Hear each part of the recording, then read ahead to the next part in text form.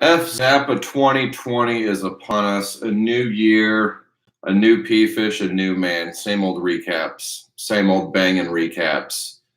Um, what was the highlight of your 2019? The F Zappa 20 recaps 1 through 27.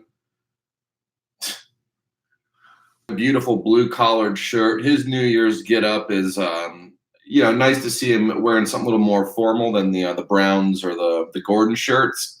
So he's a little bit fancy for his New Year's. Starting off with I'm still questioning why people are questioning whether or not it was a gag.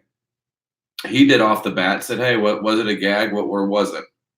Still not sure. Obviously, it was not a gag. Our boy was up there for a good 45 minutes. In one of the greatest Spinal Tap moments I've ever been lucky enough to see, as it played out live. It was like an Ashley Simpson SNL moment. The infamous lip sync moment where like, I'm actually getting to see this. This is playing out in real time in front of my eyes. Hopefully he won't die. We'll get to that in a minute, though. Really, first set, Slim Pickens mentioned 2 songs of the entire set and moved right along. Gave Haley's a shout out, apparently a well jammed Haley's. Martian Monster opener, and then boom, says, I'll post the set list in the comments. I'm not going to talk about it. He knows what he's going to spend his 6 minutes focusing on, which will, of course, be the third set. We'll get there, though. The twists, very short and sweet as far as twist recaps go. Threw in something about a Harpua tease. As someone who's been waiting for a Harpua since Baker's Dozen, I was halfway expecting it tonight. I have no idea where the pause came from, but maybe he's got some sort of ears of corn that us normal Phish fans don't have. The occasional god among us, such as FZ, may have some sort of powers that we're not picking up on. I might have a power, and then I'm the only person that I've seen or heard may have noticed this, but did Paige eat a sandwich after the ball drop? Did he reach down and I swear to God, he reached out underneath his keyboards and just picked up a Sammy and just took a bite? I don't know. FZ missed that one, but did not miss the lack of plasma. Huge Fall Tour anthem. Every 1.5 songs there was a plasma tease this Fall Tour. Not even mentioned or alluded to or teased during the show, but you know who doesn't forget it? FZ. Our resident historian. He's not letting that shit slip through the cracks. From there, the Zimfer, I listened back to on Live Phish. I didn't actually watch that part, but I like hearing FZ have some sort of comedy review. It's almost like he's reviewing a joke. Oh, that one bombed.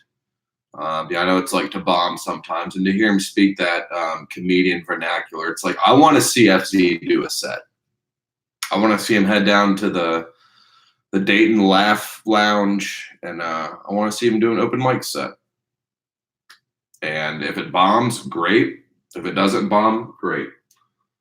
But much like the Zimfer bit, or whatever, I did appreciate the mention of Funny Man. I'll tell you right now, one of my dear friends I've known for a long time, Funny Man McGinnis.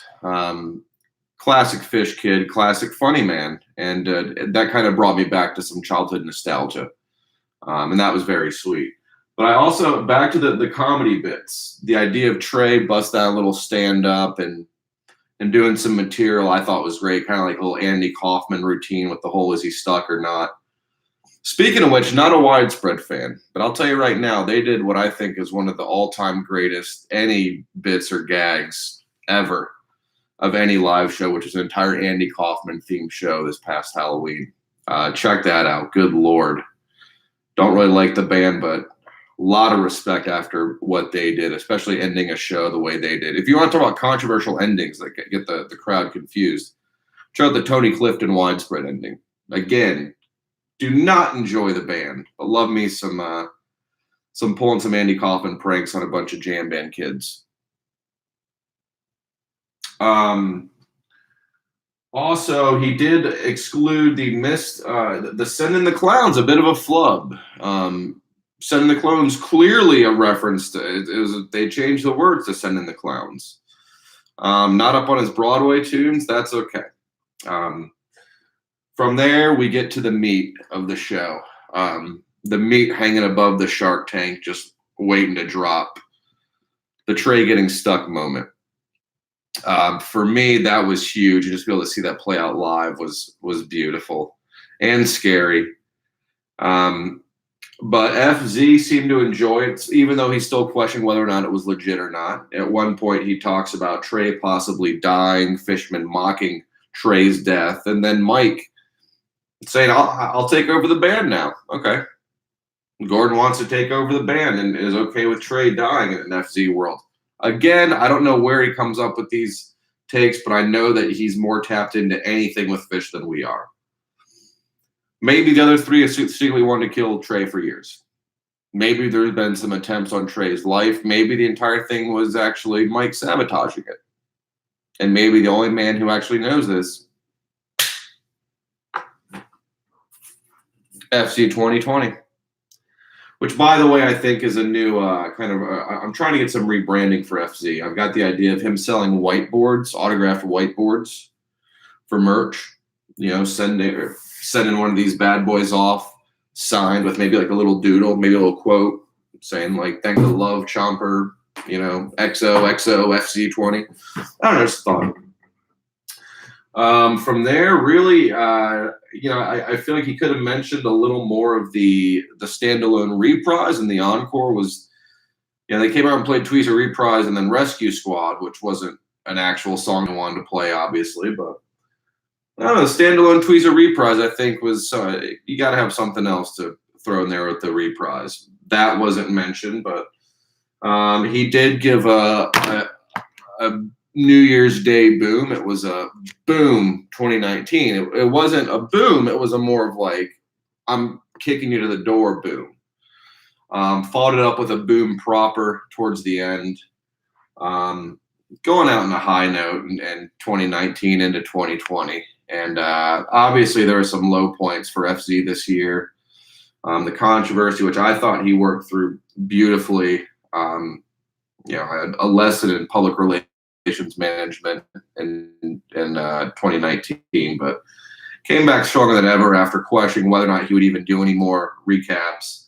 Ends the year with an all-around beautiful run, which was a 3-night recap run. Again, if there's anything that this run lacked, it was a first night recap. That would have been nice, but again, he made up for it these last 3 nights. Boom. No whiteboard, though. I'll tell you what, you talk about a forgiving fan base and a fan base full of love. It's a fan base that puts up with 3/4 of a run's recaps and whiteboard for maybe one of the nights. Do I still love him? You better believe I do. Better believe I love this man. I know y'all do too. Whiteboard or not, recap or not, we'll be here till the cows come home. All right, FZ 2020, let's make it go viral. Let's rebrand it. Let's try to get some merch out here for the guy. Within the next decade, hopefully we can help build up the FC empire. It's only the start, guys. It's only the start. I'm actually working on producing, writing, directing, filming, starring in a Chomper Talk is what it's going to be called, Chomper Talk. It's going to be a little variety show, little talk show, kind of a sports center sort of feel for FZ. I'll be doing my best Conan/Carson. We'll talk about all things FZ. We'll have some special guests. My first guest coming up in mid-January is going to be Red Marker. So looking forward to that show. Tune in. Check this out. I don't know if you can see it, but the FZ and then the APPA and the 2020. I don't know. Turn it into a shirt. I don't even need royalties for it. Maybe FZ does. But all right, that's it. Over and done. Boom. Corey D. Double boom. Triple boom. Triple. He gave a double. He gave a boom out the door and a boom in your face. I'll give a triple boom to the face. Boom. Boom. Boom.